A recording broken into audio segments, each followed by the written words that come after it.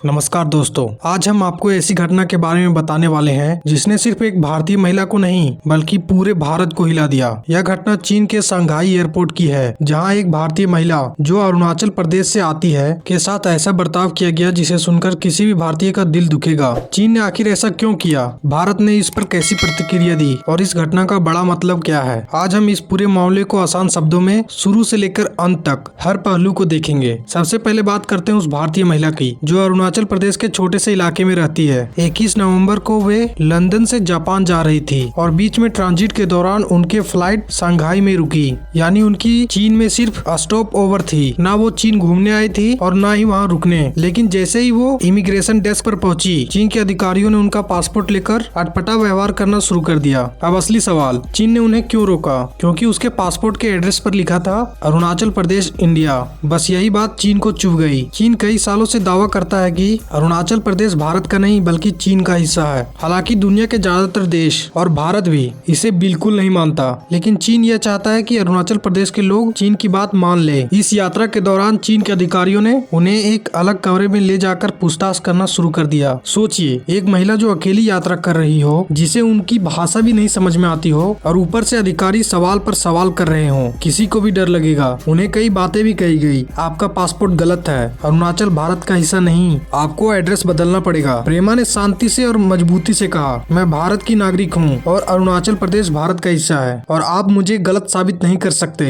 और जैसे ही चीनियों के पास जवाब खत्म हुए, उन्होंने महिला को 18 घंटे रोके रखा। इन 18 घंटों में उन्हें खाना नहीं दिया, आराम करने नहीं दिया गया, बार बार सवाल पूछे गए और यह भी कहा गया कि आपका पासपोर्ट वैध नहीं है। यह व्यवहार किसी भी देश के नागरिकों के साथ स्वीकार नहीं किया जा सकता। जैसे ही भारत सरकार को इस घटना की जानकारी मिली, दिल्ली से लेकर बीजिंग तक हलचल मच गई। विदेश मंत्रालय ने उसी दिन चीन से कहा, यह व्यवहार बिल्कुल गलत है। अरुणाचल प्रदेश भारत का हिस्सा है, इसे लेकर किसी तरह का बहस नहीं हो सकती। भारत ने यह भी कहा कि चीन किसी भी भारतीय नागरिकों का अपमान नहीं कर सकता और अगर ऐसा फिर हुआ तो भारत चुप नहीं बैठेगा। भारत के इस मजबूत प्रतिक्रिया के बाद चीन सफाई देने में लग गया। उन्होंने कहा, यह कोई हिरासत नहीं, बस एक सामान्य बातचीत थी। लेकिन भारत ने तुरंत जवाब दिया, 18 घंटे रोके रखना, खाना न देना और अपमान करना, यह कोई बातचीत नहीं बल्कि दुर्व्यवहार है। अब सवाल आता है, चीन ऐसा क्यों कर रहा है? इसके 3 बड़े कारण हो सकते हैं। पहला, चीन चाहता है कि दुनिया अरुणाचल को विवादित क्षेत्र माने।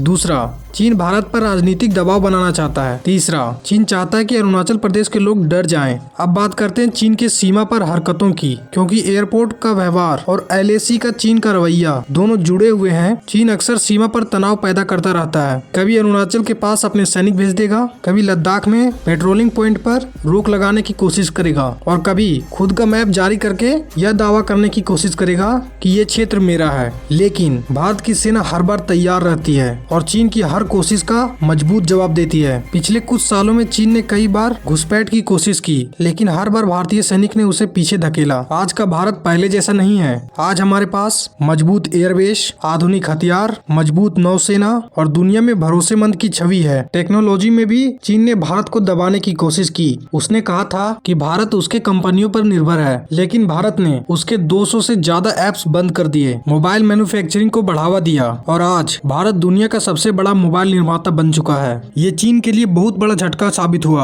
अब फिर लौटते हैं प्रेमा की घटना पर, क्योंकि यह सिर्फ एक महिला का मामला नहीं है, यह भारत की संप्रभुता पर हमला था। भारत ने जिस ताकत से जवाब दिया, उसने पूरी दुनिया को संदेश दे दिया कि भारत अब किसी भी अपमान को सहन नहीं करेगा, चाहे वो एयरपोर्ट पर हो, सीमा पर हो या अंतर्राष्ट्रीय मंच पर। तो दोस्तों, आपको क्या लगता है, क्या चीन ने जो किया वो जानबूझकर किया? क्या भारत को और भी सख्त कदम उठाने चाहिए? अपनी राय कमेंट में जरूर बताएं और वीडियो अच्छी लगी हो तो इसे शेयर जरूर करें। धन्यवाद।